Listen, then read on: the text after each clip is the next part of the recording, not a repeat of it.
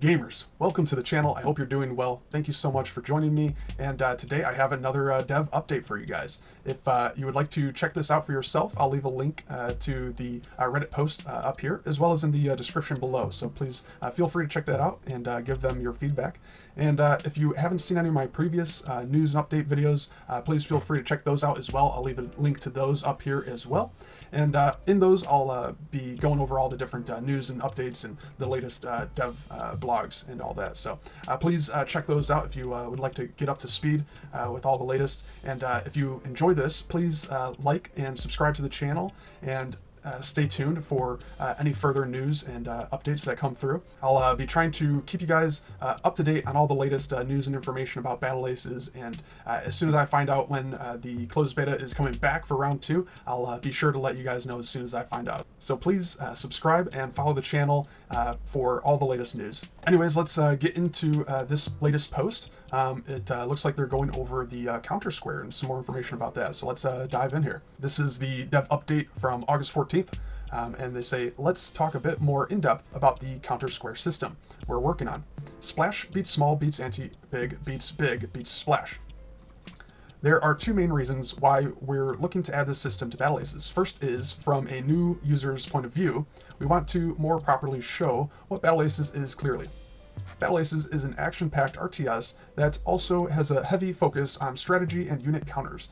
Second reason is we learned from our first closed beta testing that even experienced RTS players could make use of a more straightforward system to learn the unit relationships more effectively. Everything we will discuss today is a work in progress, but we wanted to keep you involved during discussions so that our first pass in-game can be more solid when we go into the next closed beta testing with these changes. We've added the other counter relationship of anti-air and air in the counter chart. And so here you can see the example they have of the counter square. Pretty nice graphic, pretty clean and simple. I think it's pretty easy to understand. So you got the air, the anti-air, and then you got the different shapes and colors for each of these, which is good as well. So I think that's going to make it pretty easy and quick for someone to take a quick glance at this and kind of understand the information presented here. So I think that's pretty good. Yeah, I think this is definitely going to be very good for new users, especially, and especially people who are new to the RTS genre. But I think it can also be useful for experienced players as well. I think, especially as we're trying to learn this game in particular. I know for me personally, it took a little bit of time for me to get used to the different types of units and to remember basically what they were good against and what they were bad against. So, for me personally, I think this is something that would help as I'm learning the game and learning all the different units and whatnot. I really like this, and I think it's a good direction for them to go in. And so I do have some minor concerns about the interactions and whatnot, and the different types of counters and different things. So I'll get into that a little bit more later on here, but let's move on for now. We'd like to try to teach this in tutorial 2.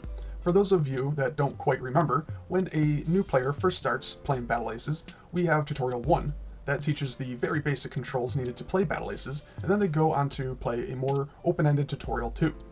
We want to explore showing the counter square chart before tutorial 2 match begins. Then guide new users to test out specific unit counter relationships directly in-game during tutorial 2. And so here's another graphic of what I am assuming is their tutorial number 2, kind of laying this counter square out in a little more detail with some examples. So I like that. Yeah, I definitely, I don't remember the tutorial all too well, but I don't feel like it was the best tutorial overall. I'd have to go through it again to, kind of develop a better understanding of it. But from what I remember when I first went through it, and once I was done with it, I just felt like I still had some questions, and so hopefully this is a step in the right direction to making it more easy and accessible for players, and maybe getting them off on a better start. It definitely wasn't bad by any means or anything like that. I thought the tutorial for the most part was good. I just think there were some areas that could be improved upon, and so I think this is definitely one of those areas. So I think this is going to help quite a lot actually for a lot of people. Let's move on. Then after that, players will be able to see the counter square chart during deck building, and each trait will be listed directly on each unit's tooltip description icon.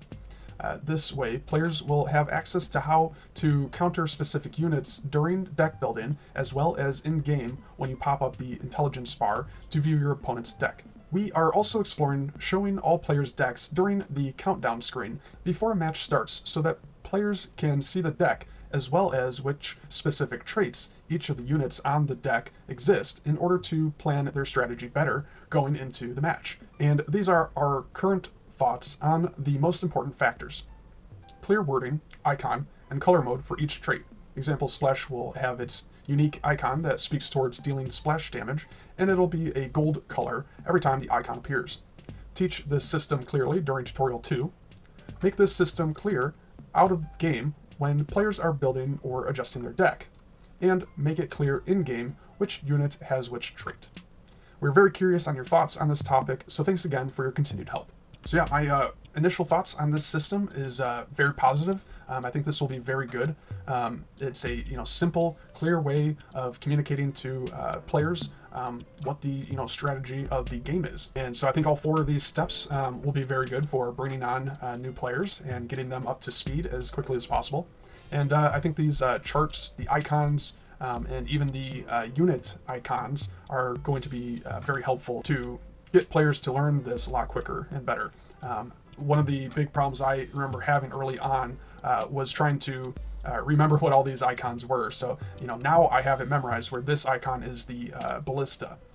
However, early on, I would look at that and I'd be confused. I wasn't sure what that was. And so I think it might also be worth them, putting it in text as well next to the icon so that people can get used to seeing these icons and knowing what they mean. And so it's good that they have the text splash here, but it would also be good to have maybe underneath it say ballista so that we know this is a ballista and it's a splash unit. Or maybe have this splash over top of the splash icon here, and then have the word ballista over top of the ballista icon here. So maybe that would help further clarify things. I know that was one of the things I struggled with.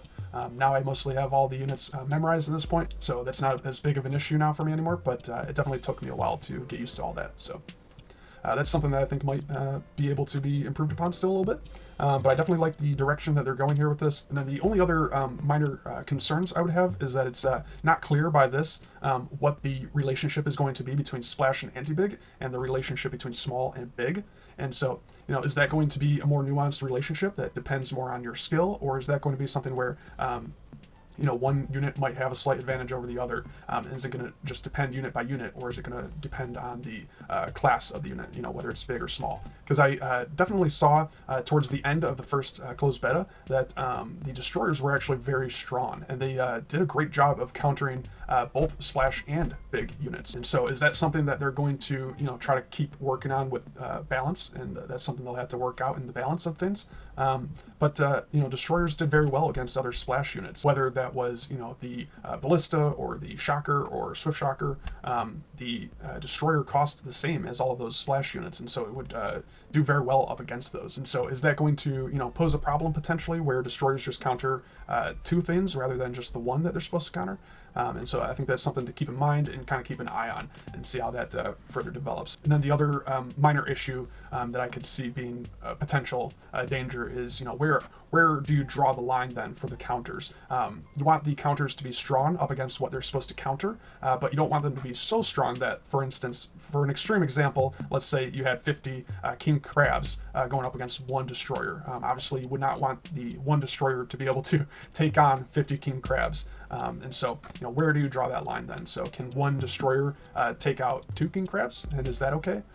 Or can they take out 3? Where would you draw the line? And so, that's something that can be worked on with balance, and something that can be, kind of a case-by-case situation and whatnot. But those are the only minor things that I think you need to keep in mind, and something I think that so far they're doing a very good job with. So it's not something that I'm too concerned with. I'm sure they have a pretty good handle on all of that, and so it's just something that we kind of have to mess around with a little bit and test and see for ourselves in game what that ends up being like and feeling like. So just something I thought was worth mentioning. But other than that, I think this was a great post again.